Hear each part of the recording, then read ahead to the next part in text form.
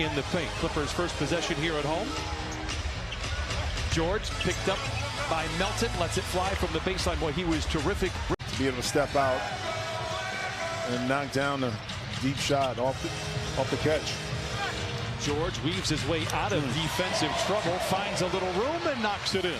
Do a good job of really finding their teammates via the back door, bounce passes, and on-score display was Adams on that last play. What a tough shot by George as he challenges Adams and knocks down his second consecutive basket. Clippers pull to within one, have a chance to take their first lead here in the opening frame. George fires the three. It looked rushed, but he can do whatever he wants. He knocks it in. A year ago, he hit almost half of the threes against the Clippers. Misses there. He does most of his damage in transition and around the rim. Here he goes towards the iron spoon, feeds Melton, and he lays it in. That's telling you exactly what his attack mode and mentality is in regards to scoring the ball. And speaking of which, my goodness.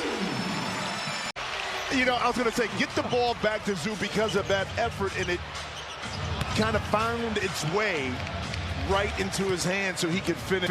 Kind of found its way right into his hand so he could finish and complete that offensive possession. George feeling good. And Jackson smothers the rebound inside. Clippers leading by 3. Judges and timers. Melton. Misfires. George with the rebound. Bledsoe into the paint, hands it off to Zoo. Back to George.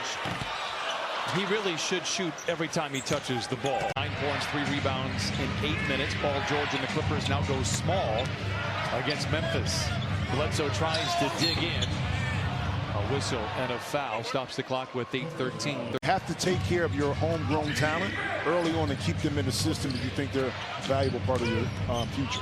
Good footwork by Clark, but doesn't have the touch on that shot. Clippers lead by 6. Terrence Mann, it's the home opener. They're going to give him a couple of steps here in the first half. Beautiful. Bledsoe all alone for 3. Beautiful. It is good. They just weren't able to knock him in, but we see the difference here. The passing is still on time and on target. Turnover for Memphis. George wrapped up by Jones. It stops the clock with 7:13 to play in the second quarter. Shot clock into single digits. George, his mouth begins to water. Blocked by Adams. Recovered by Anderson and fouled at half court. I get it. Whatever, man. That was quite the discussion there. Oh. George, and it settles in. Paul George with a dozen. Anderson with the rebound. Bain with the drive over the outstretched fingertips of Zoo. Misfires. Now Paul George does not have numbers. Goes up against Anderson. Dashing down the lane. Comes up on the other side. 14 for Paul George. Clippers rebound, leading by 4. Can go 2 for 1 here if they mind the clock. George is aware, flings the 3. Rebound back tap, but into the ready hands of Bain. 2 years ago, do you take Zion or do you take Ja?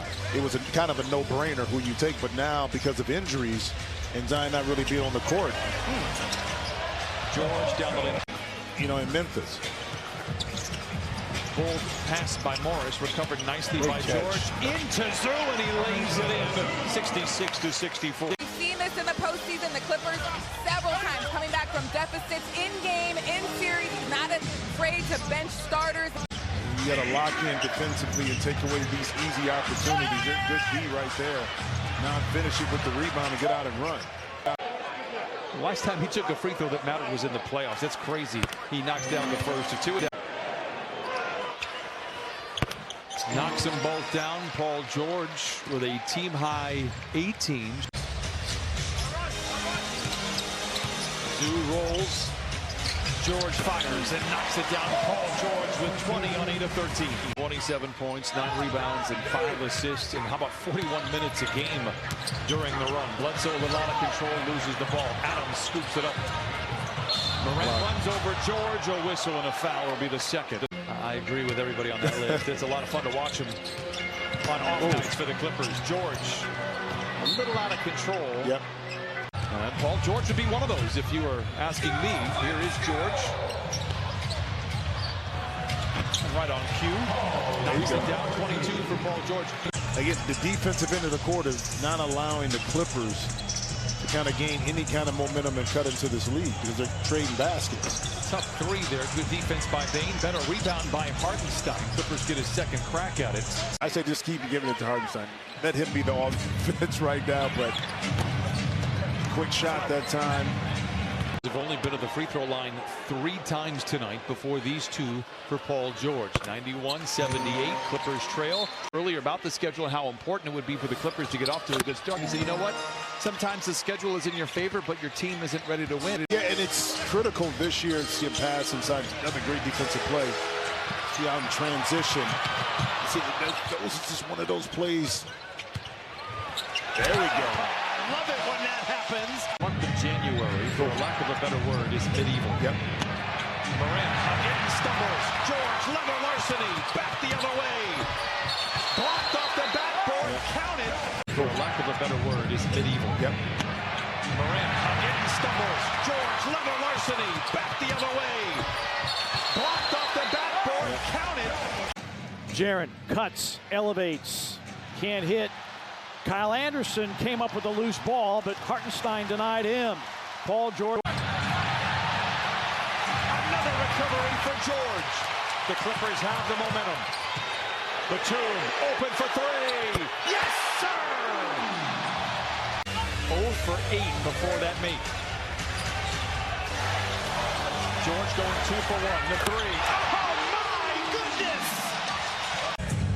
We mentioned it a couple of times. The ability for the Clippers to erase big leads. They're going to have to do it right now. George, a rare miss for him.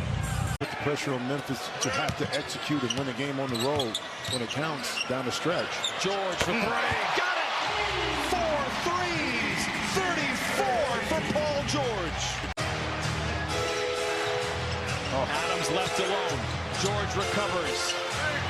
There's another stop. Here come the Clippers. George recovers. There's another stop. Here come the Clippers. Bledsoe in attack mode.